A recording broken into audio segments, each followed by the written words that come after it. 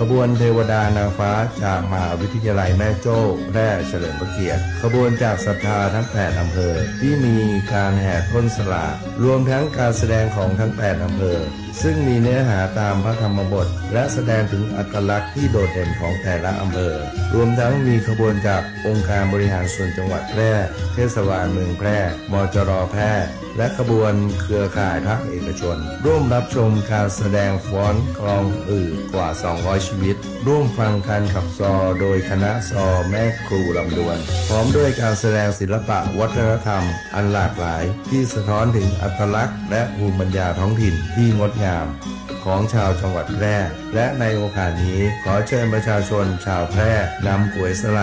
ากโชคหรือต้นกระปะพฤกษ์ร่วมทำบุญถวายสลากพัดเพื่อสืบสานและรักษาประเพณีอันทรงคุณค่าแสดงออกถึงความกตัญญูกตเวทีต่อบรรพบุรุษสนับสนุนการสืบทอดพระพุทธศาสนา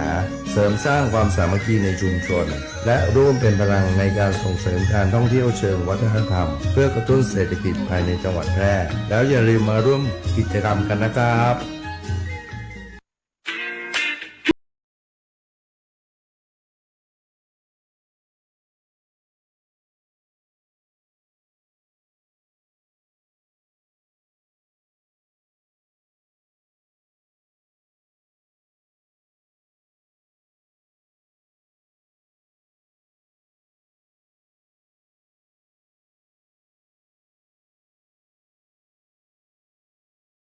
สูตรทุกครั้งกินหวานมันเค็มเพื่อพอดีสุขภาพดีห่างไกลโรคเจ้า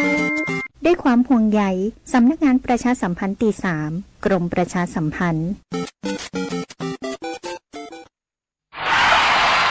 ปัญหาเคลมประกันไม่ได้กรมธรรม์ยังไม่คุ้มครองปัญหาเคลมไม่ได้ผู้ขายประกันไม่นำเงินส่งเข้าบริษัทประกันภัยปัญหาเคลมไม่ได้บริษัทประกันภัยปฏิเสธการจ่ายค่าประกัน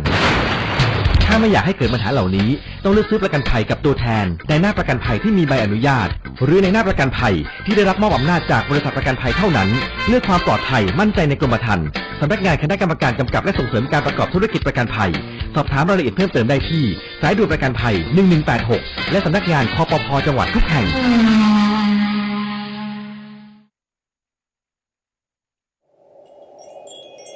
เกษตรกรเจ้าสวนยางครับขึ้นทะเบียนเกษตรกรแล้วหรือยังถ้า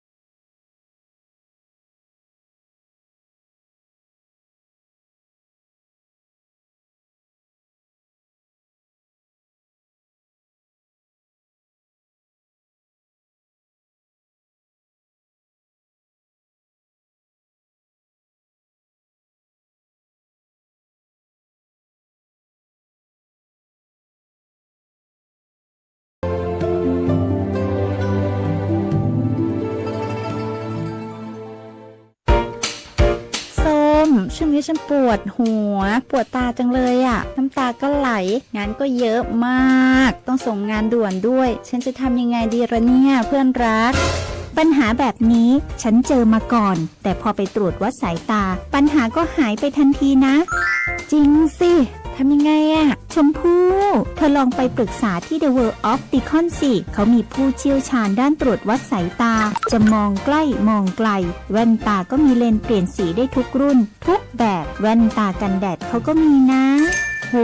งั้นดีเลยเธอต้องรีบพาฉันไปแล้วล่ะThe World of Opticon รับปรึกษาปัญหาด้านสายตาตรวจวัดสายตาด้วยระบบคอมพิวเตอร์ที่ทันสมัยจำหน่ายแว่นตานาฬิกาทุกชนิดและคอนแทคเลนส์ทุกรุ่นหรือจะซ่อมก็มีช่างผู้ชำนาญงานละเอียดทุกขั้นตอนไปได้เลยที่ The World of Opticon ถนนภูเก็ตมุมแยกกาดน้ำทองที่จอดรถสะดวกสบายโทร 0546279972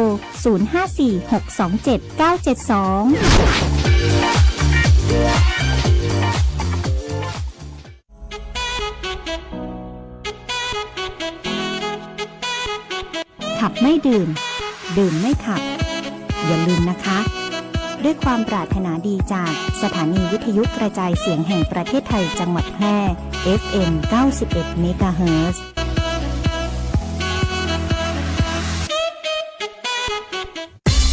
คุณกำลังฟัง FM 91 MHz สวท แพร่ ให้ความรู้คู่ความสุขที่นี่สถานีวิทยุกระจายเสียงแห่งประเทศไทยจังหวัดแพร่ส่งกระจายเสียงด้วยระบบ FM สเตอริโอมัลติเพล็กซ์ความถี่ 91 เมกะเฮิรตซ์ จากนี้ไปติดตามรับฟังรายการวิทยุคนเมืองแพร่ไปจนถึงเวลา 11 นาฬิกาค่ะ สถานีวิทยุกระจายเสียงแห่งประเทศไทยจังหวัดแพร่ร่วมกับชมรมวิทยุคนเมืองแพร่ขอเสนอรายการวิทยุคนเมืองแพร่หลากหลายสาระความรู้สุขภาพคลังสมองภูมิปัญญาวัฒนธรรมท้องถิ่นสารพันอาชีพเด็กเยาวชนและสังคมหมอกฎหมายทนายชาวบ้านติดตามรับฟังได้ที่นี่ทุกวันจันทร์ถึงศุกร์ 10:10 นถึง 11:00 นทางสถานีวิทยุกระจายเสียงแห่งประเทศไทยจังหวัดแพร่ FM 91 เมกะเฮิรตซ์วิทยุคนเมืองแพร่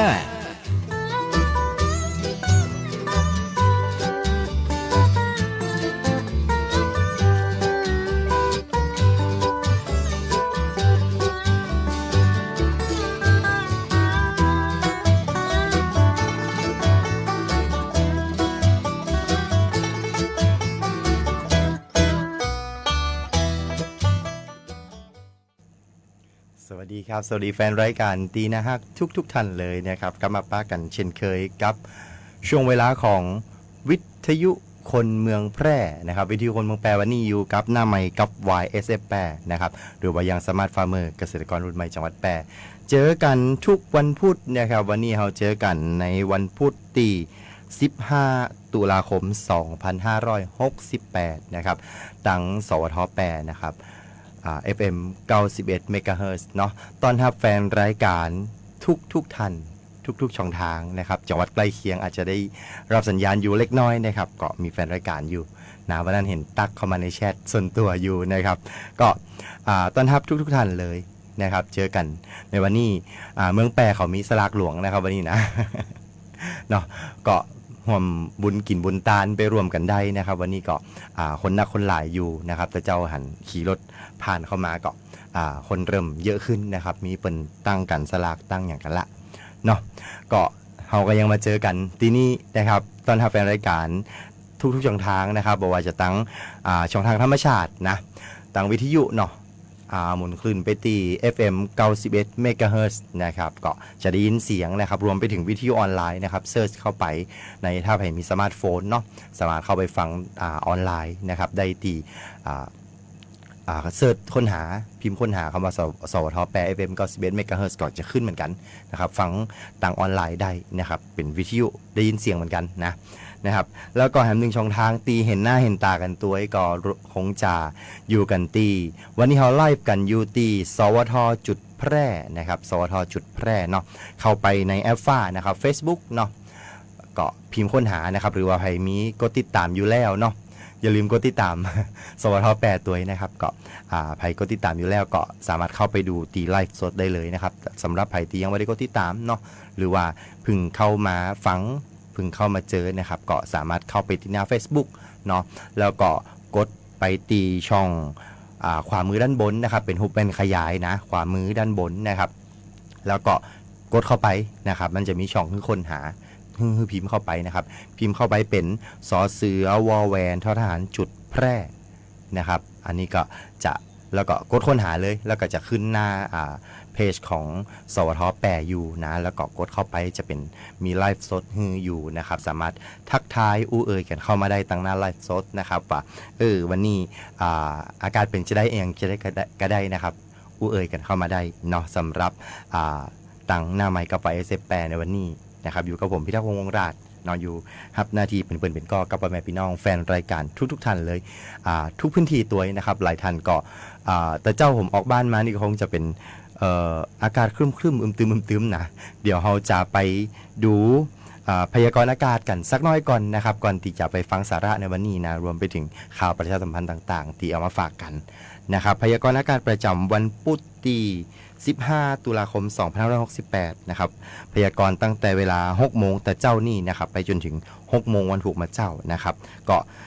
เมืองแปรบ้านเฮานะครับเมืองแปรบ้านเฮามีฝนฟ้าคะนองนะครับร้อยละ60ของพื้นที่นะครับแล้วก็มีฝนตกหนักเป็นบางแห่ง เนาะทัศนวิสัย6ถึง10กิโลเมตรนะครับลมตะวันออกความเร็ว5ถึง15กิโลเมตรต่อชั่วโมงครับอุณหภูมิสูงสุดที่สถานีอุตุนิยมวิทยาแปรตะวันวานี่นะครับวัดได้ 31.3 องศาเซลเซียสครับแล้วก็อุณหภูมิต่ำสุดที่สถานีอุตุนิยมวิทยาแปรตะเจ้านี่นะครับวัดได้ 23.6 องศาเซลเซียสครับคาดว่าอุณหภูมิสูงสุดบืดมาตอนนะครับบ่ายวันนี้จะอยู่ที่ประมาณ32องศาเซลเซียสแล้วก็คาดว่าอุณหภูมิต่ำสุดวันพุธมาเจ้านะครับจะอยู่ที่ประมาณ23องศาเซลเซียสครับปริมาณน้ำฝนเนาะดูฝนสักน้อยหนึ่งเพราะวันว้ามีฝนตกมาน้อยหนึ่งนะครับปริมาณน้ำฝนสะสมนะครับตั้งแต่เวลา7โมงตะวันว้านะครับ7โมงเจ้าตะวันว้าจนถึง7โมงตะเจ้านี่นะครับวัดได้ 3.1 มิลลิเมตรครับคาดการณ์ดวงอาทิตย์ตกนะครับวันนี้ดวงอาทิตย์จะตกเวลา 17:57 นาทีนะครับเร็วขึ้นแถมสักน้อยหนึ่งนะวันพุธมาเจ้าดวงอาทิตย์จะขึ้นเวลา 6:13 นาทีนะครับอันนี้จะเป็นพยากรณ์อากาศเนาะเป็นเกษตรกรยังไงก็ต้องหู้นะครับว่าลมฟ้าอากาศจะเป็นจะได้นะเขาจะได้เตรียมตัวในเรื่องของการเพาะปลูกหรือว่าการเก็บเกี่ยวอย่างเขาได้นะครับเพราะว่าตอนวานนี่ผมมีโอกาสขี่รถผ่านนหลายพื้นที่ก็เห็นมีการเกี่ยวเข้าดูดเข้ากันแล้วนะก็ดูกันตัวนะครับว่า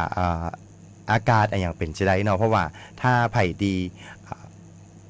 ปลูกเข้าเอาไว้กินนะครับถ้าดูดเนี่ยจะต้องมีการเอามาตากนะครับพอมาตากปุ๊บเนี่ยเอาละฝนก็จะมานะครับ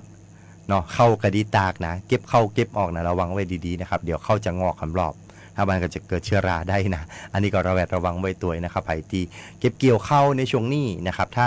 ดูดแล้วก็ไปขายนี่ก็ว่ากันย่างนะก็ปกคลุมอย่างดีๆเนาะมันจะได้บ่เสียหายนะครับราคาจะได้ดีๆนะครับเกษตรกรปีนี้ราคาเข้าก็น่าจะพุ่งอยู่พอสมควรเต่าที่ได้ข่าวมา นะครับก็ยินดีกับเกษตรกรผู้ปลูกเข้านะครับแต่ว่าในอนาคตเขาก็ยังบ่แน่ใจเตือนเนาะแต่ว่าไผ่ที่เอาไปขายช่วงนี้ก็คงจะได้ราคาตีสมเหตุสมผลอยู่พอสมควรอยู่นะก็อันนี้ก็จะเป็นในเรื่องของพยากรณ์อากาศตีเอามาฝากกันนะครับเนื่องจากว่าเป็นช่วงเปลี่ยนผ่านนะครับไปปลายฝนปลายแต่ละนะครับแล้วก็ ต้นฤดูหนาวนะอันนี้จะเป็นสิ่งตีน่ายินดีอย่างหนึ่งแล้วก็น่ากังวลอย่างหนึ่งนะครับเนื่องจากว่าปลายฝนต้นหนาวที่เนี่ยบางอย่างถ้าไผ่ตีเตรียมเพาะปลูกอย่างไว้ครับมันก็จะมีพืชหลายชนิดตีสามารถเพาะปลูกแล้วก็งามได้นะครับงามได้คือผลผลิตดีในช่วงฤดูหนาวนะครับแล้วก็ แต่ว่าสิ่งที่น่ากังวลก็คือในเรื่องของโรคและก็แมลงต่างๆที่อาจจะเกิดขึ้นในช่วงฤดูหนาวนะครับแล้วก็ช่วงปลายฝนต้นหนาวที่เนี่ยเป็นช่วงเวลาตีอากาศเนี่ยมันเหมาะสมกับการแพร่ระบาดแล้วก็เจริญเติบโตของแมลงศัตรูพืชหรือว่าเชื้อโรคต่างๆที่อาจจะเกิดกับพืชได้นะครับดังนั้นผมจะย้ำเตือนเสมอว่าต้องมีการป้องกันนะครับแล้วก็มีการตรวจสอบอยู่ตลอดเวลาในพื้นที่ที่เราทำการเพาะปลูกนะครับจะต้องมันดูนะครับว่ามันมีความผิดปกติหรือว่ามันมีโรคมีแมงอย่างกอตีเข้ามาอยู่ในบริเวณหั่นนะถ้ามีก็ต้องหีบจัดการนะหรือว่าถ้าไผ่ที่มีฉีดชีวพันธุ์ป้องกันไว้นะครับก็ดีนะครับก็ดีกว่าที่จะต้องมานั่งแก้ปัญหาว่ามันเป็นจะได้นะครับเดี๋ยวเราจะต้องมันไปดูมันไปตรวจสอบนะครับเรื่องน้ำเรื่องตากับพอสมควรอยู่ละนะครับแล้วก็ต้องมันเดินดูค่อยๆช่วงนี้ถ้าไผ่ตีปลูกนานะครับไผ่ปลูกนาก็หลายคนก็คงจะเริ่มเก็บเกี่ยวหลายคนกำลังจะตั้งงวงงามอีกนะครับอันนี้ก็เพราะว่าช่วงระยะเวลาตีเขาปลูกเนี่ยมันลดลันกันไปเนาะดังนั้นก็ควรจะมันเข้าไปดูนะช่วงนี้จะเป็นช่วงของเรื่องหัวต่อช่วงหนึ่งเหมือนกันตีจะต้องมีการดูแลอย่างใกล้ชิดเนาะเพื่อผลผลิตดีๆของเราเองนะครับอันนี้เป็นพยากรณ์อากาศที่เราอู้เอ่ยกันเข้ามานะครับเอาละวันนี้อย่างที่ผมบอกไปว่าวันนี้เมืองแปรบ้านเฮานะครับไผ่ที่อยู่เมืองแปรบ้านเฮาหลายพื้นที่หลายท่านนะครับ แล้วก็ส่วนราชการหลายๆตีนะครับเพิ่นก็คงจะเตรียมกันสลาก กันสลากเอาเข้ามาร่วมงานกินสลากหลวงเมืองแปรนะครับก็จัดกันตีบริเวณวัดพระบาทนะครับวัดพระบาทมีเมืองวรวิหารพระรามหลวงนะครับก็บริเวณแยกน้ำปุเนาะก็จะมีสลากตั้งอยู่หันหลายนะครับช่วงนี้วันนี้ก็คงเส้นตรงแถวแยกน้ำปุก็คงจะถนนแถวนั้นก็คงจะปิดการจราจรนะครับบ่ให้สัญจรเนาะเขาก็จะไปอ้อมกันอยู่หลายๆตีอยู่เหมือนกันภัยตีจะเข้ามาในบริเวณงานก็เลาะมาตั้งกำแพงเมืองก็ได้นะครับหรือว่าเลาะมาจากข้างบนเนาะตั้งแถวสีชุมอย่างเอารถจอดแถวฝั่งปุ่นก็ได้นะครับแล้วก็ค่อยๆเดินกันเข้ามานะครับก็ขอให้ทุกท่านมีความสุขได้อิ่มบุญกันสำหรับไผ่ตีม้านะครับไผ่ตีรวมหอมรวมอย่างกระจังเนาะก็สามารถอยากจะรวมหอมรวมทำบุญด้วยกันก็ได้นะครับที่วัดพระบาทได้เลยนะครับแล้วก็ติดต่อที่อปทนะครับส่วนท้องถิ่นต่างๆเนาะวันนี้เป็นก็คงจะนำกันสลากของแต่ละอบตอย่างต่างๆแต่ละอำเภอเข้ามารวมงานกินสลากหลวงในเมืองแปรบ้านเฮาตัวยนะครับอันนี้เป็นงานกินสลากหลวงเนาะมาถึงข่าวประชาสัมพันธ์นะครับของยังสมาร์ทฟาร์มเมอร์ถึงงานต้นสังกัดเฮียน้อยหนึ่งนะครับเพราะว่าอย่างสมาร์ทฟาร์มเมอร์ของเขาเข้ามาในรุ่นปี 2569 นะครับ 2569 ปีนี้สิ่งที่เกิดขึ้นต่อมาก็คือว่าเขามีการรับสมัครแล้วนะครับสำหรับไผ่ที่ม่องลูกม่องหลานไว้หั่นหรือว่าไผ่ที่ฟังรายการอยู่เนาะก็เป็นห้องว่าไผ่ตีเกอายุเกณฑ์ได้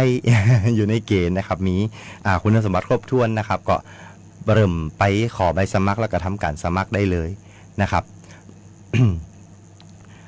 กรมส่งเสริมการเกษตรนะครับโดยตีแต่ละจังหวัดเป็นก็จะมียังสมาร์ทฟาร์มเมอร์นะครับหรือว่าเกษตรกรรุ่นใหม่ของแต่ละจังหวัดอยู่แล้วนะครับเมืองแปรบ้านเฮาก็มีการรับสมัครนะครับการรับสมัครขอเชิญรับสมัครแล้วก็คัดเลือกเกษตรกรรุ่นใหม่นะครับโครงการพัฒนาเกษตรกรรุ่นใหม่ให้เป็นอย่างสมาร์ทฟาร์มเมอร์ปี 2569 นะครับซึ่งอันนี้ก็ไปสมัครได้นะครับขอใบสมัครหรือว่าดาวน์โหลดใบสมัครได้นะครับตีตั้งสำนักงานเกษตรจังหวัดนะครับสำนักงานเกษตรจังหวัดแพร่นะครับสำนักงานเกษตรอำเภอทุกอำเภอนะครับรวมไปถึงสอบถามตีเกษตรตำบลถ้าเราคุ้นเคยกับเกษตรตำบลนะเปิ้นจะมีเกษตรตำบลประจำพื้นที่อยู่แล้วนะครับสอบถามตีเปิ้นได้นะครับเพราะว่าตอนนี้ก็คงจะมีในเรื่องของจดหมายเวียนการรับสมัครเข้าไปแต่ละอำเภออยู่แล้วนะครับสำหรับคุณสมบัตินะครับคุณสมบัติของผู้สมัครเนาะต้องมีอายุอยู่ในระหว่างช่วง17ถึง45ปีนะครับ17ถึง45ปีนี้อายุ45พอดีก็เข้าใจไปสมัครเนี่ย ก็ยังได้อยู่นะครับยังได้อยู่เพราะว่าหลายปีที่ผ่านมาเขาก็รับสมัครอยู่นะครับแล้วก็เริ่มต้นทำการเกษตรตัวนะครับจะต้องมีในเรื่องของการทำการเกษตรสักรูปแบบหนึ่งนะครับบอกว่าจะเป็นเกษตรตั้งพืชพักนะครับพืชพักสวนครัวอย่างต่างๆเนาะไม่ผลไม่ยืนต้นนะครับพืชไร่พืชสวนพวกนี้ได้หมดนะรวมไปถึงการตั้งประมงปศุสัตว์นะครับได้หมดนะอันนี้ก็สามารถที่จะสมัครเข้าร่วมได้นะครับหรือว่าใครที่กำลังจะเริ่มต้นนะครับโดยที่ต้องมีความมุ่งมั่นตั้งใจในการทำการเกษตรตัวนะครับรวมถึงต้องการที่จะพัฒนาศักยภาพแล้วก็คุณภาพชีวิตของตัวเองนะครับสามารถเข้าร่วม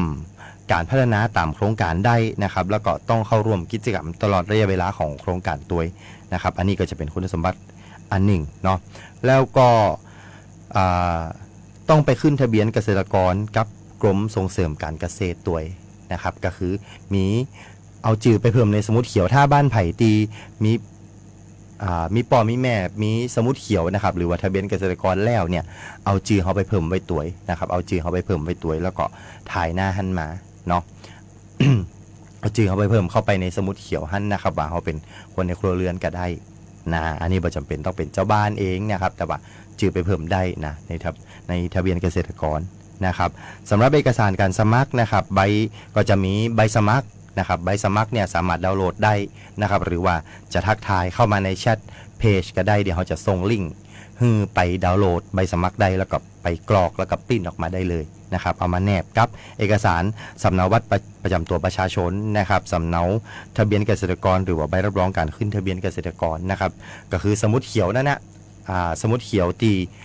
หน้าทายเอาหน้าตีมีจื่อเฮานะครับมาแนบกับเอกสารการสมัครแล้วก็สำเนาบัตรประชาชนตัวนะครับเพิ่มเติมก็คือมีเตรียมหูใบน้อยๆใบตัวกระดีนะครับใบน้อยๆใบตัวกระดีเพราะว่าจะเอาไปแปะในใบสมัครขั้นเนาะห้ามสมัครตั้งแต่ตอนนี้เป็นต้นไปนะครับของเมืองแปรบ้านเฮาก็คงจะสมัครถึงในช่วงธันวานะครับประมาณธันวาที่เขาจะปิดเฮาสมัครเนาะเพราะว่าเฮาก็จะเริ่มต้นในการคัดเลือกนะครับเฮาจะต้องมีการเอามาคัดเลือกก่อนนะว่าคุณสมบัติตรงบ่ตรงครบบ่ครบเนาะเมืองแปรบ้านเฮาปีนี้เป้าหมายเฮาฮับอยู่ประมาณ20คนนะครับประมาณ20คนสำหรับเกษตรกรรุ่นใหม่หรือว่ายังสมาร์ทฟาร์มเมอร์ YSF นั่นนะครับปี69นี่นะเรามีเป้าหมายทั้งหมด20คนในการพัฒนานะครับก็สมัครได้ตีสำนักงานเกษตรจังหวัดนะครับสำนักงานเกษตรอำเภอทุกอำเภอเนาะแล้วก็ติดต่อตีเกษตรตำบลก็ได้นะครับก็สามารถสอบถามได้นะครับถามว่าเป็นยังสมาร์ทฟาร์มเมอร์แล้วได้อย่างนะครับข้อดีของการเป็นยังสมาร์ทฟาร์มเมอร์ก็คือยังสมาร์ทฟาร์มเมอร์เนี่ยก็จะมีการอบรมก่อนนะครับได้พบปะแลกเปลี่ยนนะครับมีการแลกเปลี่ยนความรู้ในด้านเทคนิคต่างๆหรือว่าเทคโนโลยีในการผลิตเนาะเขาก็จะมีรุ่นปีอย่างต่างๆนะครับรวมไปถึงเปื่อนๆตีอยู่ต่างจังหวัดซึ่งเป็นเครือข่ายกันเนี่ยครับเขาก็จะมีการหู้จักกันแล้วก็ถ้าใครมีเทคโนโลยีหรือองค์ความรู้ต่างๆสามารถเอามาแลกเปลี่ยนกันได้นะครับรวมไปถึงมีการเชื่อมโยงเครือข่ายนะครับสร้างความเข้มแข็งให้เกษตรกรนะครับแล้วก็เป็นการร่วมกันหาช่องทางทั้งการตลาดตัวนะครับตีนำไปสู่การพัฒนาเป็นผู้ประกอบการรุ่นใหม่ตัวนะครับได้ทำกิจกรรมพัฒนาตัวเองนะครับสินค้าทางการเกษตรตัวนะครับแล้วก็มีโอกาสก็จะได้รับการสนับสนุนด้านงานวิจัยแล้วก็งบประมาณจากหน่วยงานภาคีที่เกี่ยวข้องตัวนะครับอันนี้ก็คือเราสามารถไปเชื่อมโยงกับถ้าหน่วยงานต่างๆภายในพื้นที่ของเราได้นะครับเพราะว่าการเป็นยังสมาร์ทฟาร์มเมอร์เนี่ยสามารถที่จะพัฒนาแล้วก็ปรับปรุงแล้วก็ใช้เทคโนโลยีต่างๆเข้ามาช่วยที่เกี่ยวข้องในการผลิตนะครับรวมไปถึงการแปรรูปต่างๆเนาะถ้าใครที่ถนัดในเรื่องของการแปรรูปสามารถอู้ในเรื่องของการแปรรูปได้นะครับอันนี้จะเป็นข่าวการรับสมัครเกษตรกรรุ่นใหม่หรือว่ายังสมาร์ทฟาร์มเมอร์ปี2519สำหรับจังหวัดแปรบ้านเฮานะครับก็ถ้าไผ่มีอายุอยู่ในช่วง 17-45 นะครับปีนี้45ก็ยังได้นะครับปีนี้17ก็ได้อยู่นะครับแล้วก็มีความมุ่งมั่นที่จะทำการเกษตรสามารถเข้าอบรมเข้าร่วมกิจกรรมได้ตลอดระยะเวลาโครงการนะครับซึ่งถ้าจำบพิษเนี่ยมันจะมีปีหนึ่งจะมีการทำกิจกรรมรวมกันอยู่ประมาณ 2-3 ครั้งนะครับเขาก็จะมีการไปดูงานมีการแลกเปลี่ยนความรู้ต่างๆนะครับรวมไปถึงการเขียนแผนเนาะเขาก็จะได้มาเรียนรู้กันนะครับแล้วก็จะมีการวางแผนในการผลิตการทำการเกษตรต่างๆเพื่อให้ตัวเขาเนี่ยมีโอกาสในการพัฒนาให้เป็นเกษตรกรที่มีคุณภาพแล้วก็สามารถใช้เทคโนโลยีนะครับนวัตกรรมมาประยุกต์แล้วก็ปรับใช้ในการทำการเกษตรในทุกรูปแบบในแบบของเขาเองได้นะครับอย่าลืมนะครับใครมีลูกมีหลานเนาะอายุเกินแล้วสมัครมาได้นะครับก็สามารถที่จะให้ลูกให้หลานไปสมัครได้นะใครที่กลับมาอยู่บ้านเนี่ยก็สามารถกลับไปมาทำการเกษตรเนาะใครที่เอาลูกเอาหลานมาแยกกันเกษตรที่บ้านก็เอาไปสมัครได้นะครับติดต่อที่สำนักงานเกษตรอำเภอแล้วก็เกษตรจังหวัดได้เลยนะครับอันนี้เป็นข่าวประชาสัมพันธ์เนาะตอนนี้ดูแล้ว 10:32 โอเคเดี๋ยวเราไปพักสัก1ผลงานเพลงแล้วเดี๋ยวเรากลับมาในเรื่องของสาระวันนี้ผมเอาในเรื่องของการเลี้ยงสัตว์นะครับการเตรียมตัวในการเลี้ยงสัตว์ในฤดูหนาวมาฝากนะครับเดี๋ยวแฮม1ผลงานเพลงเรามาเจอกันครับ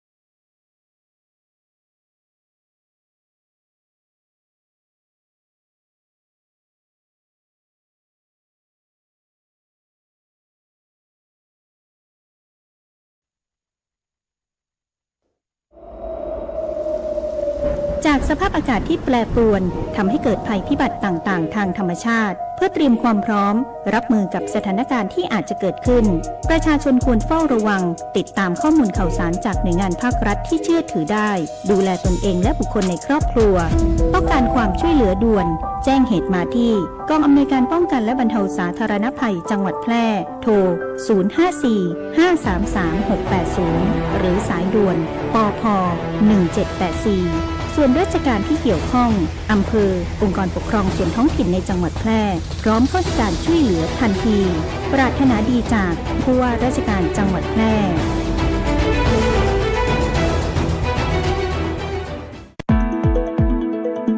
ฟังข่าว ฟังสวทแพร่ FM 91 เมกะเฮิรตซ์กรมประชาสัมพันธ์ ข่าวจริง เชื่อถือได้ สื่อรัฐพัฒนาคุณภาพชีวิตคนจังหวัดแพร่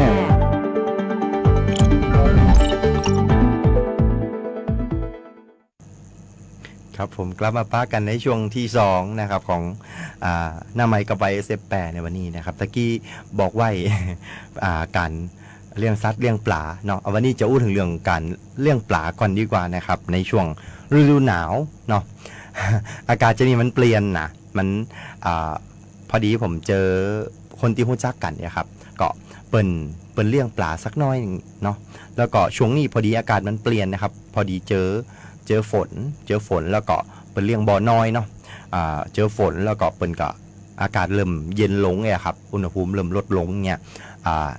อาการปลาเปิ้นก็กินอาหารได้น้อยลงเลยอย่างเงี้ยครับเปิ้นก็เลยถามมาว่าถ้าเข้าหนาวไปแต่เนี่ยเราจะมีวิธีการรับมือจะได้ถ้าเป็น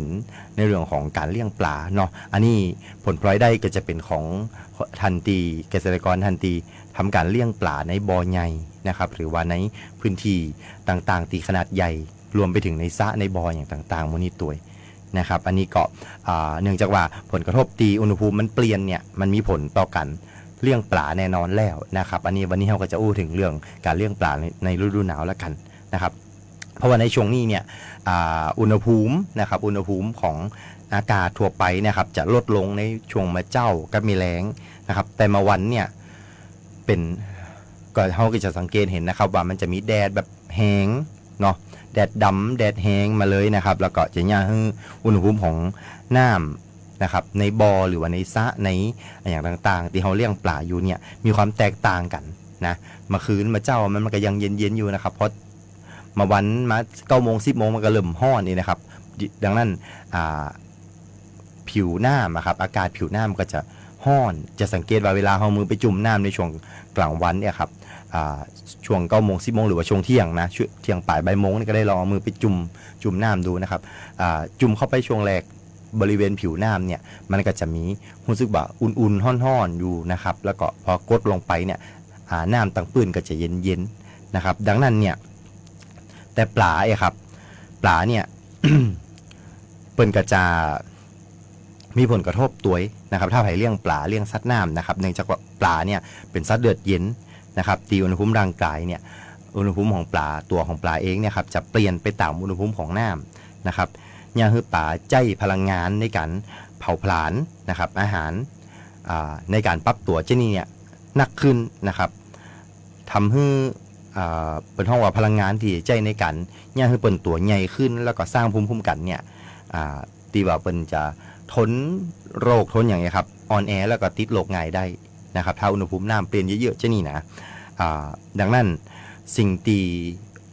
คนเลี้ยงปลานะครับจะต้องดูนะครับบอกว่าจะในบ่อในตู้ในอย่างกระจ่างวันนี้ผมเอาคำแนะนำกลางๆที่เขาสามารถทำได้นะครับเอามาแนะนำกันก่อนเนาะวางในเรื่องของการวางแผนนะครับควรจะเลี้ยงปลาในช่วงเวลาตีอุณหภูมิที่เหมาะสมนะครับหลีกเลี่ยงการเลี้ยงปลาในฤดูหนาวนะครับเพราะว่าอากาศมันต่างกันเยอะนะครับต่างกันเยอะในช่วงมื้อวันกับมื้อคืนนะครับแต่ถ้าใครจะเลี้ยงก็มีคำแนะนำก็คือควรมีการจัดเตรียมน้ำในบ่อนะครับต้องมีน้ำที่เพียงพอนะครับสำหรับการเลี้ยงปลาเนาะในตลอดช่วงฤดูกาลนะครับเลือกชนิดปลาให้เหมาะสมนะครับในช่วงฤดูหนาวนะครับถ้าใครจะเลี้ยงปลาใครจะลงปลาใหม่เนี่ยควรจะเลือกปลาที่มีความเสี่ยงของโรคน้อยนะครับเช่นปลานิ้นเลี้ยงได้อยู่นะครับปลาจีนเนาะแล้วก็ปลาพวกปลาบะหมี่เก็ตต่างๆนะครับรวมถึงควรลดความหนาแน่นของปลา นะครับแล้วก็ตรวจสุขภาพป่าอย่างสม่ำเสมอตัวนะครับก็คือปกติถ้าเขาเลี้ยงในช่วงเวลาหน้าฝนหน้าอย่างเงี้ยปกติเนี่ยอาจจะลง1,000อีเนาะอาจจะลดลง 50% เหลือกึ่งเดียวนะครับใน1บ่อของเขาที่เลี้ยงอยู่เพราะว่ามันถ้ายิงแออัดเยอะๆครับถ้าป่ายิงเยอะๆในบ่อเนี่ยมันจะส่งผลต่อในเรื่องของโรคต่างๆที่อาจจะมาได้นะครับรวมไปถึงการแย่งพลังงานต่างๆเนาะลูกกันกินลูกกันยูเนาะปรับตัวกระเร็วอย่างกระเร็วนี่มันจะมีอาการได้นะครับในเรื่องของอาหารก็ควรจะปรับอาหารให้เหมาะสมควรจะมีการลดปริมาณอาหารลง 10-15% เพราะว่าควรจะให้อาหารปลาในช่วงตีอุณหภูมิสูงขึ้นนะครับในให้อาหารในช่วงกลางวันเนาะแล้วก็ลดปริมาณลงประมาณ 10-15% เพราะว่าในช่วงอุณหภูมิต่ำๆเนี่ยครับถ้าช่วงอุณหภูมิตีไม่คืนเนาะถ้าช่วงไม่คืนเนี่ยอุณหภูมิมันลดลงนะครับอุณหภูมิต่ำป่าเนี่ยจะกินอาหารได้น้อยลงนะครับซึ่งถ้าให้อาหารปกติอะครับถ้าให้อาหารปกติเนี่ยอาจจะย่าให้เกิดโอกาสเนี่ยอาหารเหลือได้นะครับจะย่าให้น้ำเน่าเสียแล้วก็ส่งผลกระทบต่อป่าได้นะครับถ้าเป็นไปได้ช่วงนี้เราอาจจะต้องมีการเพิ่มออกซิเจนในน้ำนะครับหากว่าช่วงตีท้องฟ้าปิดจะนี่นะเจ้าวันนี้นะตะกี้ผมออกไปแอบพอละรักพอละตั้งนอกก็ตึ้มไปนะครับก็ท้องฟ้าปิดของท้องฟ้าปิดนะครับมีแสงแดดน้อยนะหรือว่าบ่มีแสงแดดเลยเนี่ยจะย่าให้ออกซิเจนในน้ำเนี่ยลดลงนะครับควรจะมีการเพิ่มออกซิเจนหรือว่าเครื่องตีน้ำหรือว่าเครื่องเติมอากาศเข้าไปในบ่อหรือในสระตัวนะครับเพื่อที่จะให้อุณหภูมิแล้วก็ออกซิเจนในน้ำเนี่ยมีค่าคงที่อยู่เสมอนะครับไผ่ที่เลี้ยงในบ่อนะครับควรดูแลบ่อเนาะหากน้ำในบ่อเริ่มมีอาการละนะครับมีกลิ่นมีอย่างนี้เนาะใจเกลือใจอย่างมาล่างนะครับประมาณถ้ามีบ่อขนาด1 ไร่ครับก็ใจเกลือสัก 200-300 กิโลกรัมเนาะมาล่างเพื่อที่จะอย่างหนึ่งก็คือเพื่อที่จะช่วยลดพิษจากก๊าซจากที่เกิดจากอาหารการมักอย่างในบ่อนะครับถ้าเจอว่าปลาในบ่อเริ่มป่วยนะครับเริ่มมีอาการเนาะควรจะมีการแยกไปเลี้ยงนะครับลองสังเกตดูถ้ามีปลาเริ่มหัวดำลอยขึ้นมาหั่นมาวีมาวันเนี่ยครับอันเนี้ย ก็คืออาการปลาเริ่มที่จะบ่ไหวละเริ่มป่วยนะครับดังนั้นก็ควรจะแยกไปเลี้ยงแล้วก็แยกไปรักษาก่อนนะครับรักษาต่างหากว่ามีอาการป่วยนักๆนะครับควรจะทำลายทิ้งเลยนะครับเพื่อป้องกันที่จะบ่ให้โรคเนี่ยมันแพร่ระบาดได้นะครับเพราะว่าป่าเนี่ยถ้าโรคแพร่ระบาดเนี่ยครับมันเป็นทั้งบ่อนะเสียหายหลายแสนนะครับดังนั้นก็ควรจะมีการสังเกตปลา หรือว่าสัตว์น้ำของเขาถ้าเห็นว่ามีอาการนี่ปุ๊บเนี่ยเขาก็จะแยกออกมาก่อนนะครับแล้วก็ถ้าไหนที่อาการนักๆเนี่ยเขาก็ต้องมีการทำลายบดีเสียดายนะครับเขาต้องทำลายก่อนเพราะว่าบ่ให้เชื้อโรคเนี่ยแพร่กระจายได้แล้วก็แพร่ไปสู่ตัวอื่นป่าในบ่ออย่างเขาได้นะครับแล้วก็ถ้าอุณหภูมิตั้งนอกเนี่ยอุณหภูมิของน้ำนะครับสูงขึ้นนะครับมีการเปลี่ยนถ่ายน้ำนะครับเมื่ออากาศเริ่มดีขึ้นควรจะเปลี่ยนถ่ายน้ำแล้วก็ให้อาหารปลาได้ตามปกติก็คือว่าถ้าเป็นช่วงเวลาตีอากาศบ่สวิงเกินไปอะครับถ้าเป็นโปนช่วงนี้ไปแล้วนะถ้าช่วงนั้นเข้าหน้าห้อนไปอะครับถ้าโปนหน้าหนาวไปนะก็กลับมาใจสูตรปกติที่เราเคยเลี้ยงปลาเลี้ยงสัตว์น้ำได้เลยนะครับบอกควรจะแต่ช่วงฤดูหนาวเนี่ยอย่างที่บอกครับปลาจะกินอาหารได้น้อยอยู่ละนะครับเปิ่นจะกินอาหารในช่วงกลางวันได้ต้านนะครับแล้วก็ไม่คืนในอากาศเอาอุณหภูมิลดปุ๊บเนี่ยเปิ่นก็จะใจพลังงานนะครับใจอย่างต่างๆเนี่ยในการปรับอุณหภูมิเนาะเพราะว่าเปิ่นจะปรับอุณหภูมิของร่างกายของเปิ่นตามอุณหภูมิของน้ำอยู่แล้วนะครับดังนั้นก็ควรจะมีการดูแลเจ้านี่ตัวรวมไปถึงบริลิมบ่าเขาจะต้องมีการสังเกตนะครับสังเกตปลาในบ่อของเราตัวว่ามีอาการอย่างผิดปกติอย่างจะได้ผ่องนะครับอาจจะมีอาการที่จะเกิดโรคเกิดอย่างใดนะครับ ซึ่งโรคที่อาจจะพบได้นะครับสำหรับการเลี้ยงปลาเนาะการเลี้ยงปลาเนี่ยถ้าคนในวงการเลี้ยงปลาเนี่ยน่าจะรู้จักกันดีนะครับก็คือโรค โรคแรกเนาะโรค EUS นะครับโรค EUS เนี่ยเป็น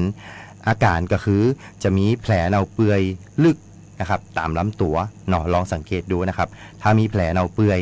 นะครับเป็นหอยลึกๆตามลำตัวเนี่ยอันนี้ก็คืออาการอย่างหนึ่งของโรค EUS นะครับการป้องกันก็คือบ่มีช่วงมาเดี๋ยวเนี่ยก็ยังบ่มียาหรือสารเคมีอย่างที่จะช่วยรักษาโรคนี้ได้นะครับหากว่าอากาศในน้ำในบ่อมีอุณหภูมิสูงขึ้นหรือว่ามีอากาศที่มันสวิงเนี่ย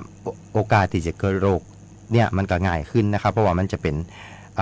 เชื้อราเนาะเชื้อราดีสามารถเจริญเติบโตแล้วก็แพร่กระจายได้ดีในช่วงอากาศจะหนีตัวนะครับแล้วก็โรคต่อไปก็คือโรคตัวด่างนะครับโรคตัวด่างเนี่ยจะมีอาการก็คือมีแผลเป็นด่างนะครับด่างสีขาวตามลำตัวนะครับก็คือมีแผลเป็นด่างนะครับเป็นจุดสีขาวๆเนาะการป้องกันก็คือว่าเราต้องลดความหนาแน่นของปลานะครับลดอาหารอย่างที่บอกครับถ้ายิงหนาแน่นเนี่ยถ้าเขายังปล่อยยังขืนปล่อยตีในปริมาณตีเท่าเดิมในช่วงเวลาปกติอะครับมันก็จะมีการเสียดสีการเจอกันการปาดอย่างกันเนี่ยเพราะว่ามันแออัดเนาะแล้วก็เขาต้องมีลดอาหารตัวนะครับลดอาหารของตีจะหื้อในปลานะครับลดถึง 10-15% อย่างที่ผมบอกควบคุมน้ำนะครับมีอุณหภูมิที่เหมาะสมเนาะแล้วก็การเคลื่อนย้ายขนส่งปลาครับมันจะมีโอกาสอยู่แล้วนะครับดังนั้นก็ต้องควบคุมในเรื่องของการขนส่งหรือว่าเคลื่อนย้ายเรื่องของอุณหภูมิของน้ำตัวนะครับปรับอุณหภูมิน้ำให้เป็นปกติเนาะโรคนี้ก็จะมีโอกาสที่จะหายไปได้นะครับแล้วก็โรคสุดท้ายก็คือโรค KHV นะครับ KHV ก็คือปลาเนี่ยอากา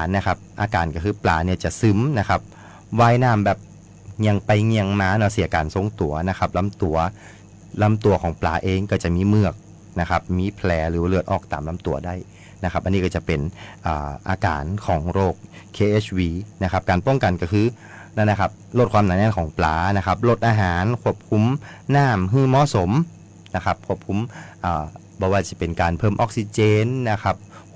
อุณหภูมิต่างๆเนาะเพิ่มออกซิเจนมีการตีน้ำอย่างต่างๆแล้วก็ความสะอาดของน้ำในบ่อตัวนะครับอันนี้ก็จะเป็นข้อควรระวังสำคัญในการเลี้ยงปลาต่างๆนะครับบ้านเฮาก็อาจจะมีส่วนน้อยนะครับที่เลี้ยงปลาในปริมาณที่เยอะๆในบ่อในสระในอย่างต่างๆครับแต่ว่าอันนี้ก็จะเป็นข้อดีสำหรับทันทีเลี้ยงปลาทุกท่านนะครับบอกว่าจะเลี้ยงนักเลี้ยงน้อยอย่างต่างๆเนาะก็สามารถเอาไปปรับใช้นะครับวิธีการเหล่านี้ได้เพราะว่าเดี๋ยวเตือนกันก่อนเข้าหน้าหนาวเนี่ยครับเพราะว่าถ้าบ้านเนี่ยความเสียหายที่จะเกิดขึ้นมาเนี่ยมันก็จะหนักขึ้นอยู่นะครับแล้วก็ถ้าไผ่ตีมีปัญหาหรือว่ายังคิดอย่างบ่ออกแก้อย่างบ่ตกเตี่ยนะครับสามารถสอบถามข้อมูลเพิ่มเติมนะครับตีสำนักงานประมงอำเภอนะครับแล้วก็สำนักงานประมงจังหวัดนะครับแล้วก็แห่งจุดหนึ่งน่าจะเป็นศูนย์วิจัยและพัฒนาสัตว์น้ำจืดนะประมงน้ำจืดนะครับตามสถานที่ต่างๆที่สามารถดูได้นะครับไปสอบถามข้อมูลไปขอข้อมูลเพิ่มเติมไปปรึกษาอย่างเป็นได้ว่าวิธีการป้องกันอาการอย่างเป็นจะได้มันมีโอกาสอย่างเป็นจะได้พ่องนะครับสามารถสอบถามได้ที่สำนักงานประมงอำเภอนะครับหรือว่าสำนักงานประมงจังหวัดแล้วก็ศูนย์วิจัยและพัฒนาประมงน้ำจืดนะครับสัตว์น้ำจืดแต่ละพื้นที่ได้เลยนะครับอันนี้จะเป็นข้อมูลที่เขามาฝากกันในเรื่องของการเลี้ยงปลาในฤดูหนาวนะครับเพราะว่าเดี๋ยวเข้าหน้าหนาวไปแล้วเขาจะเอาอย่างประตันเอามาเตือนกันไว้ก่อนเดี๋ยวอาทิตย์ต่อไปนะครับมีโอกาสอาทิตย์ต่อไปเดี๋ยวผมจะหาข้อมูลเกี่ยวกับการเลี้ยงสัตว์เนาะการเลี้ยงสัตว์สัตว์ต่างๆบอกว่าเป็นสัตว์ใหญ่สัตว์น้อยนะครับงัวควายอย่างต่างๆพวกเนี้ยเดี๋ยวผมจะเอามาฝากกันแหมกำหนึ่งนะครับตอนนี้วันนี้ดูเวลา10:50 นาทีเดี๋ยวผมจะฝากสักหนึ่งผลงานเพลงก่อนจากลาไปแล้วก็พร้อมๆกับการจากลาไปกันในวันนี้นะครับแล้วก็ป้ากันใหม่เนาะในสัปดาห์ต่อไปนะครับที่เขาจะเจอกันวันนี้เจอพี่น้องเจ้าแปรไปม่วนงานสันเล่ากันตีงานกินสลากหลวงเมืองแปรตัวบดีลืมนะเดี๋ยวเขาก็มาแน่ว่าเขาจะเค คึมๆมาไล่นะ เขาอาจจะม่วนกันกลางสายฝนก็ได้เนาะม่วนดีนะครับเอาเป็นว่าวันนี้ฝากหนึ่งผลงานเพลงก่อนจากลากันเจอกันใหม่ในสัปดาห์หน้าขอบคุณทุกการติดตามรับฟังรับชมนะครับทุกช่องทางเนาะตั้งวิทยุออนไลน์รวมไปถึงตั้งFacebook Live ตัวนะครับวันนี้ผมพิทักษ์วงศ์ราชต้องขอกล่าวคำว่าขอบคุณและสวัสดีครับ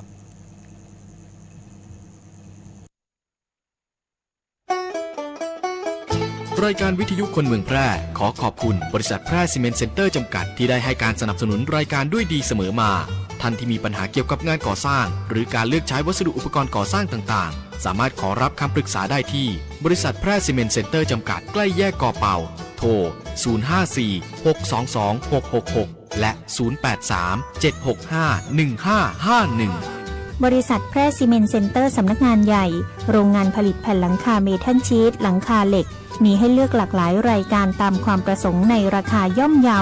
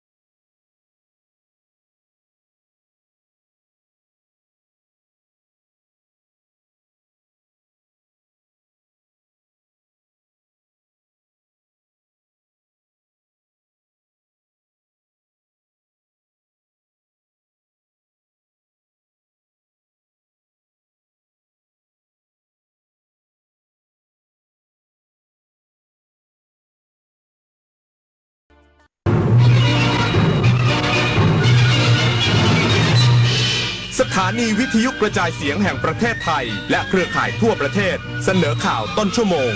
รู้เร็วรู้จริงเกาะติดทุกสถานการณ์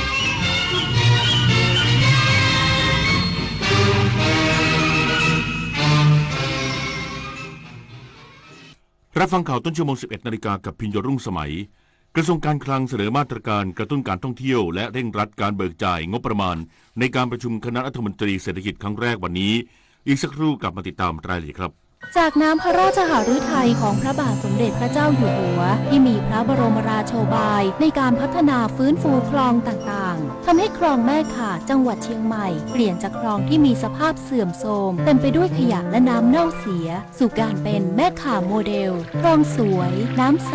ไหลดีชุมชนมีสุขต้นแบบโครงการจัดการคูคลองในแหล่งชุมชนเพื่อสภาพแวดล้อมที่ดีและพัฒนาคุณภาพชีวิตของประชาชนอย่างยั่งยืนดินถล่มภัยพิบัติในช่วงหน้าฝนโดยเฉพาะพื้นที่เสี่ยงภัยมักส่งสัญญาณความผิดปกติทางธรรมชาติสังเกตพบสัญญาณจากฝนที่ตกหนักนานกว่า6ชั่วโมงระดับน้ำในแม่น้ำลำห้วยสูงขึ้นเร็วและดินอยู่ในสภาพชุ่มน้ำผิดปกติน้ำเปลี่ยนเป็นสีเดียวกับสีดินภูเขาได้ยินเสียงการไหลของโคลนให้รีบอพยพอยู่ห่างจากลำน้ำให้มากที่สุดและโทรขอความช่วยเหลือสายด่วนนิรภัย1784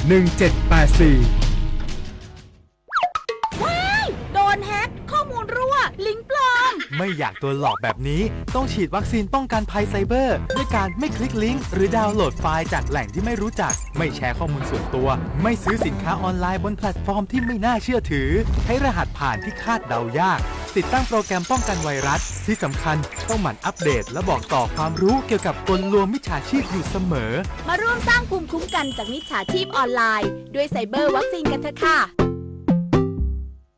ตาจ๋าไปตรวจสุขภาพประจำปีกันเถอะตรวจทำไมตายังแข็งแรงดีอยู่แข็งแรงดีใช่ว่าจะไม่มีโรคเพราะปัจจัยเสี่ยงเยอะทั้งความเครียดอาหารการพักผ่อนไม่เพียงพอขาดการออกกำลังกายและมลภาวะรอบตัวการตรวจสุขภาพประจำปีช่วยให้รู้สัญญาณโรคที่สำคัญเจอโรคตั้งแต่แรกก็มีโอกาสรักษาหายไม่ลุกลามไม่ตรวจไม่เจอตรวจก่อนรู้เร็วรักษาได้สูงวัยใส่ใจสุขภาพจะได้อยู่กับคนที่เรารักไปนานๆ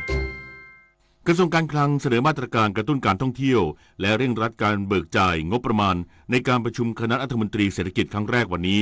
เพื่อขับเคลื่อนเศรษฐกิจในช่วงการทำงาน4เดือนให้เติบโตอย่างมีศักยภาพนายอนุทินชาญวิรากูลนายกรัฐมนตรีและรัฐมนตรีว่าการกระทรวงมหาดไทยเป็นประธานการประชุมคณะกรรมการนโยบายเศรษฐกิจครั้งแรกที่อาคารรัฐสภาเพื่อกระทรวงการคลังเสนอมาตรการกระตุ้นเศรษฐกิจตามมาตรการกระตุ้นการท่องเที่ยวในประเทศซึ่งจะสั่งการให้หน่วยงานราชการและรัฐวิสาหกิจเร่งรัดการจัดงานประชุมสัมมนาในช่วง 4-5 เดือนต่อจากนี้รวมทั้งมาตรการเร่งรัดการเบิกจ่ายงบลงทุนของราชการและรัฐวิสาหกิจเพื่อให้มีเม็ดเงินหมุนเวียนในระบบเศรษฐกิจมากกว่า 100,000 ล้านบาทในช่วงไตรมาส 4 ของปีนี้เพื่อผลักดันให้ผลิตภัณฑ์มวลรวมในประเทศหรือ GDP ปี 2568 ขยายตัวได้มากกว่า2%และการเสนอรายละเอียดเกี่ยวกับมาตรการกระตุ้นการท่องเที่ยวโดยเฉพาะมาตรการทางด้านภาษีเพื่อส่งเสริมการท่องเที่ยวปลายปีครอบคลุมเมืองหลักและเมืองรองผลิตนาถ แสนสุขรายงานรองนายกรัฐมนตรีและรัฐมนตรีว่าการกระทรวงการคลังลงพื้นที่ตลาดกระทรวงการคลังประชาสัมพันธ์พร้อมเชิญชวนร้านค้าเข้าร่วมโครงการคนละครึ่ง plusนายเอกนิติธรรมประภาสรองนายกรัฐมนตรีและรัฐมนตรีว่าการกระทรวงการคลังนำทีมและสื่อมวลชนลงพื้นที่ณตลาดกระทรวงการคลังเพื่อประชาสัมพันธ์โครงการคนละครึ่ง plus เปิดให้ลงทะเบียนสำหรับร้านค้าเป็นวันแรกพร้อมกล่าวว่าในปีนี้รัฐบาลตั้งเป้าดึงร้านค้าเข้าร่วมโครงการคนละครึ่ง plus ไม่ต่ำกว่า 900,000 ร้านค้าคาดเม็ดเงินสะพัดกว่า 88,000 ล้านบาทซึ่งผู้ที่เคยเข้าร่วมโครงการในรอบที่แล้วสามารถเข้าร่วมโครงการได้ทันทีผ่านแอปพลิเคชันถุงเงินและในรอบนี้จะเปิดให้ผู้ให้บริการรถโดยสารสาธารณะรวมถึง SME นิติบุคคลรายย่อยได้เข้าร่วมเพื่อกระจายรายได้พร้อมเปิดให้สามารถใช้ร่วมกับแอปพลิเคชัน Food Delivery ได้ย้ำร้านค้าไม่ต้องกังวลเรื่องภาษีข้อมูลของร้านค้าจะไม่ถูกส่งไปยังกรมสรรพากรในการตรวจสอบภาษีย้อนหลังอย่างแน่นอนโดยหลังจากพูดคุยกับพ่อค้าและแม่ค้าในตลาดได้รับเสียงตอบรับอย่างดีเพราะจะช่วยให้ตลาดกลับมาคึกคักช่วยเพิ่มการจับจ่ายใช้สอยและเพิ่มทักษะให้กับผู้ประกอบการพร้อมกันนี้ได้เชิญชวนให้ร้านค้าเดิมที่เคยเข้าร่วมโครงการและร้านค้ารายใหม่ลงทะเบียนผ่านแอปพลิเคชันถุงเงินตั้งแต่วันนี้ถึง19 ธันวาคมนี้ ปฏิพลสถาพรหมมารายงาน เช่นเดียวกับสำนักงานคลังจังหวัดเชียงรายเร่งประชาสัมพันธ์การลงทะเบียนคนละครึ่ง plus สำหรับร้านค้าวันนี้เป็นวันแรกพร้อมแจ้งประชาชนผู้มีสิทธิ์ลงทะเบียนรับสิทธิ์วันที่ 20 ถึง 26 ตุลาคม 2568 เจ้าหน้าที่สำนักงานคลังจังหวัดเชียงรายลงพื้นที่ประชาสัมพันธ์การลงทะเบียนคนละครึ่ง plus สำหรับร้านค้าเป็นวันแรกเพื่อให้เกิดการกระตุ้นเศรษฐกิจช่วงปลายปี 2568 สร้างรายได้ลดรายจ่ายให้กับประชาชนและยังช่วยสร้างความเข้มแข็งให้แก่ผู้ประกอบการรวมถึงกลุ่มร้านค้านิติบุคคลไมโคร SME โดยเปิดให้ร้านค้าและผู้ประกอบการลงทะเบียนเข้าร่วมโครงการได้ตั้งแต่วันที่ 15 ตุลาคมถึง 19 ธันวาคม 2568 ผ่านเว็บไซต์ www.konlakringplus.com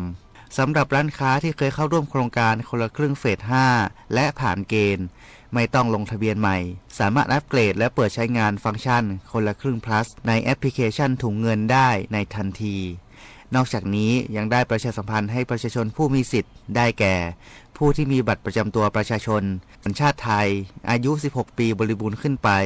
ไม่เป็นผู้ที่ได้รับสิทธิสวัสดิการแห่งรัฐณวันที่ 1 ตุลาคม 2568 และไม่เป็นผู้ที่ถูกระงับสิทธิ์ในโครงการคนละครึ่งเฟส 1-5 ลงทะเบียนรับสิทธิ์คนละครึ่ง plus ระหว่างวันที่ 20 ถึง 26 ตุลาคม 2568 ผ่านแอปพลิเคชันเป๋าตังค์วสินทร์ คัมภิรวงศ์ สวท เชียงราย รายงาน จบข่าวพิญญรุ่งสมัยอ่านรับฟังข่าวครั้งต่อไปเวลา 12:00 น.ติดตามข่าวที่นำเสนอไปแล้วได้ที่ www.thainews.prd.go.th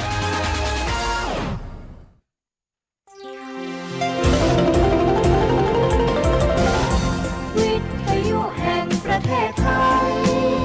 ให้ความรู้กู้ความสุขวิทยุแห่งประเทศไทยจังหวัดแพร่ FM 91 MHz ให้ความรู้คู่ความสุข ทำไมราคารอบนี้ถึงสูงกว่าปกติตั้งหลายเท่า